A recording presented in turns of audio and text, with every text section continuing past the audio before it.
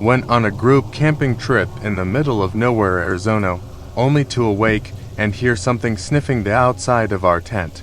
My immediate reaction was that it was likely a bear or some animal that came across our site, and just maybe my dumbass friends didn't tie up the garbage. Seconds later, I can hear the sniffing goat to the tent next 2 hours, and everyone in mine grabs one another quietly to acknowledge you all were awake and were aware of what's happening outside. Moments later, a friend in another tent popped out and started to scream and make noise. He had a gun too, hoping it would scare off whatever animal was in our sight. Turns out, it wasn't an animal. It was some guy who had gone through our food and also decided it'd be okay to sniff our tents. Our friend chased him off, and we immediately packed our shit and left. A year after the previous incident, my dumbass friends and I went back to the nearby area, thinking what we encountered was a one-time incident. This time, we thought we'd outsmart any possible creepers, and instead of camping in our tents, we all slept in the beds of our trucks and SUVs. 'Cause you know, they can't possibly sniff a Toyota Tacoma. Anyways, it's the middle of the night. I'm passed out in the back of my SUV when I suddenly feel a bright light on my face.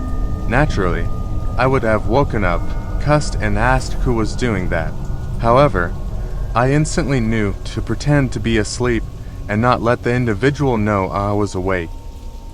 I laid there next to my girlfriend, hoping she would do the same as I, and I kept an ear out for any unusual sounds.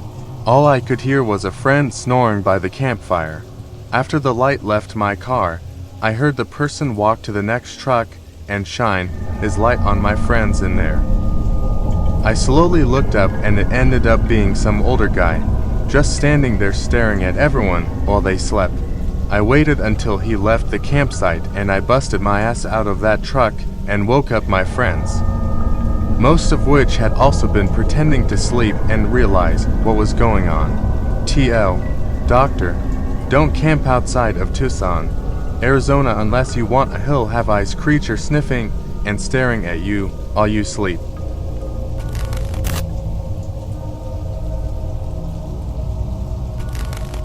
I was camping in a valley by myself with no cell service.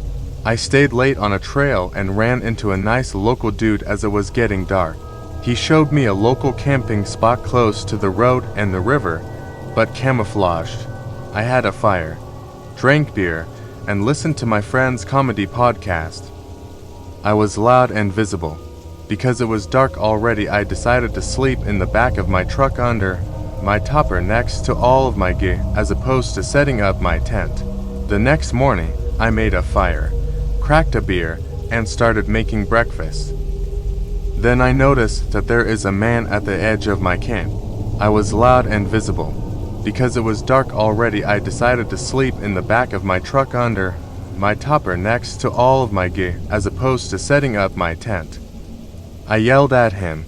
No response from him. I offer him breakfast. Nothing. He sort of paces around the perimeter of my camp. I offer him a beer, but he just turns around. The dude is just standing there back to me, wandering around. I'm realizing that there isn't going to be any good happenings. I had my bear spray and buck knife super close. I give him an ultimatum. Motherfucker, you are either going to acknowledge me or leave immediately. He ignores me. I grab the bear mace and walk a few steps towards him. He sulked away, and I threw my stuff in my truck and left that place. I wonder if he had watched me during the night, and I thank my laziness for staying in my truck instead of a tent.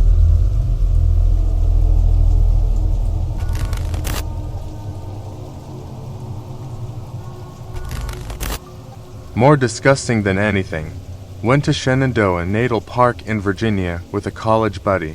JMU is super close, so he and I took some camping gear from work and headed up there to catch that perceived meteor shower. Hiked a good ways in on an out and back trail that ended with a cliff overlooking the Blue Ridge MTNS, and was awestruck. I set up my two-person tent, and he rigged his hammock with a tarp a few yards back, and then we sat on a cliff and watched the stars go by. Here's where life got real for me. We go to bed pretty early that night, and around what I could only guess was 3 a.m. I start hearing tapping sounds all around my tiny tent. Now I knew it wasn't rain or him playing a joke on me, so I started to panic a little. I finally grow a pair and decide to turn on my flashlight, and what do I see when looking straight up through the mesh top of this tent? Hundreds and hundreds of centipedes. They were falling like a gentle drizzle all around my tent, and I fled like I was on an episode of Fear Factor. Long story short, I didn't sleep that night, but my buddy, who was about 15 feet away, was out like a rock. In the morning there were dead centipedes everywhere. I'm normally fine with bugs, insects, but not swarms. Don't know how we didn't see any centi carcasses the day before or when setting up camp.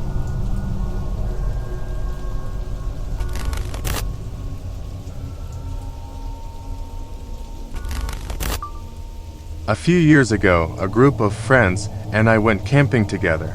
The campground we wanted to go to was full, so we ended up camping deep into the forest several miles away from any other campers. Well, the first night we woke up at about 2 in the morning to drumming and singing.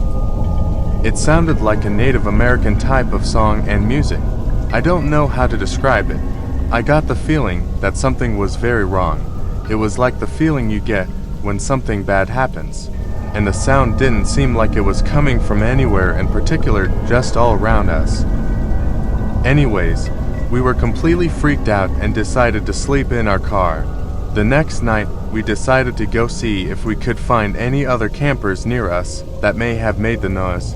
We literally saw no sign of life anywhere around us, and we were in a somewhat clear part of the forest. So if anyone was camped near us, we would have seen them. We were still freaked out but decided it was probably nothing, so we spent another night. That night we woke up at the same time again to loud music, but it sounded closer this time. We also felt like something was just wrong and were extremely freaked out. We were too freaked out to go to sleep, so we just stayed in our tent awake all night. The next day, when we woke up, we decided to pack up and see if the other campground was open, and it was. When we stayed there, nothing else happened. To this day, I really don't have an explanation for what that noise was. I don't understand how we could have not seen any other campers, and why they would have played music in the middle of the night. We also weren't on tribal land. My best friend, who was one of the other campers, is Navajo, and she said the music was similar to music she heard in tribal rituals. I'm still freaked out about the whole ordeal, and it's hard to explain, but my body was just telling me that something was very wrong when this was happening.